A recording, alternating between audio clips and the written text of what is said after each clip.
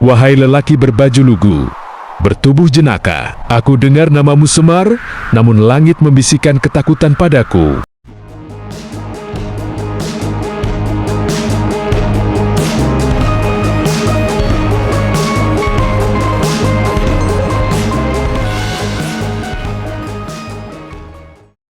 Sang Hyang Ismaya duduk dalam sunyi.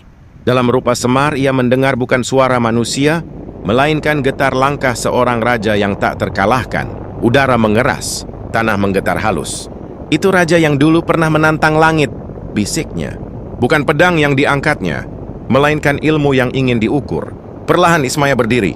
Tak ada amarah, hanya satu kesadaran. Jika pertemuan ini terjadi, bukan perang yang lahir, melainkan adu takdir.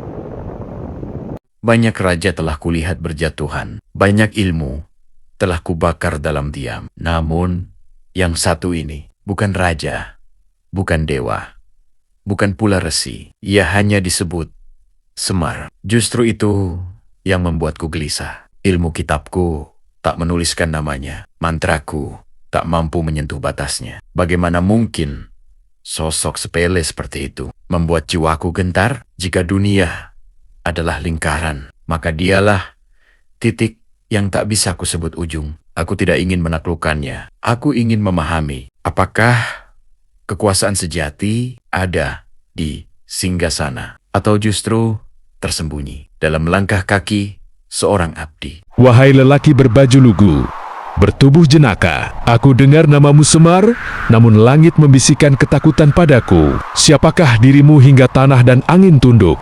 Aku hanya bayang pada cahaya Gusti, jejak yang hilang dalam kabut waktu. Jika engkau menyebutku siapa, aku bukan siapa-siapa. Namun bila Tuhan berkehendak, aku adalah angka pada takdir.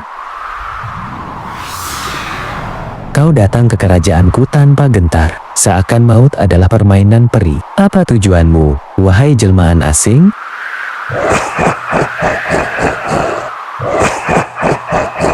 Bukan kerajaan yang kucari, wahai raja, melainkan retak di hatimu yang mulai berkarat oleh kuasa.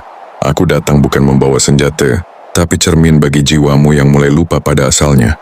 Beraninya kau menuding nuraniku, aku pemegang takdir ribuan nyawa. Dan siapa yang memegang takdirmu, wahai yang menyebut diri pemilik dunia? Jika kau tahu, maka engkau takkan menghunus apapun padaku. Jika kau suci, tunjukkan kuasamu. Jika kau lemah, lenyaplah sebelum senjaku menghapus namamu. Kemenangan tak lahir dari ujung besi, ia terbit dari hati yang telah mati pada dirinya sendiri. Seranglah bila itu membuatmu yakin, tapi ketahuilah, yang kau lawan bukan aku, melainkan bayanganmu sendiri. Di pelataran istana yang sunyap, angin tak lagi berani berbisik. Langit menggantung kelabu, seakan paham bahwa yang akan terjadi bukan sekadar pertarungan jasad, melainkan pertemuan dua kehendak dari alam yang berbeda. Semar melangkah maju, tubuhnya sederhana, tampak kecil di hadapan kekuasaan sang raja. Namun setiap langkahnya membuat tanah menggetar pelan, seolah bumi mengenali siapa yang berjalan di atas punggungnya. Raja berdiri tegak di ujung pelataran, matanya menyala, bukan oleh amarah, tetapi oleh keyakinan atas ilmu yang telah ditempanya selama puluhan tahun. Ia tak menghunus pedang. Kedua tangannya perlahan terangkat ke udara, hening, memekik. Wahai anak dunia, jangan kau lihat aku dari bentuk. Aku telah bersamamu sejak sebelum namamu ada. Aku Semar di tanah, dan Ismaya di langit. Jika kau benar Sang Hyang Ismaya, maka izinkan aku merasakannya. Bukan hanya melalui kata, sebab pada diriku, keyakinan lahir dari getar pertemuan, bukan dari pengakuan.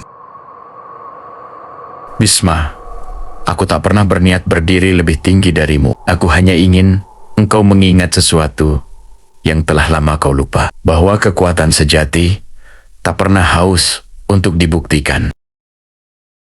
Ini bukan lagi manusia, ini adalah awal dari segala awal. Jika aku melangkah satu jengkal lagi, aku tak sedang menantang wujud, aku sedang menyentuh hukum semesta. Bisma, aku tidak datang untuk mengalahkanmu. Aku datang agar engkau tak lagi harus mengalahkan siapapun. Sebab peperangan terbesarmu. Selama ini terjadi di dalam dirimu sendiri. Perlahan cahaya putih memancar dari dada Semar. Bukan membakar, hanya membuka. Langit tak menggelegar. Ia justru menunduk dalam hening. Tubuh Semar bersinar lembut. Bumi seakan bersujud. Di sanalah berdiri Sang Hyang Ismaya. Tanpa kemegahan palsu. Hanya keagungan yang membuat segala tunduk. Bisma terperangah. Dalam hatinya ia berbisik. Ini bukan yang harus aku kalahkan. Ini yang harus aku pahami. Dan waktu pun berhenti, memberi ruang bagi kesadaran yang lahir. Bisma berdiri sekejap di hadapan Sang Hyang Ismaya. Seluruh semesta menahan napas. Waktu seakan lupa untuk berjalan. Perlahan, Bisma menunduk. Bukan sebagai satria, bukan sebagai penjaga sumpah, melainkan sebagai jiwa yang akhirnya mengenali asalnya dan pulang dalam damai yang sempurna.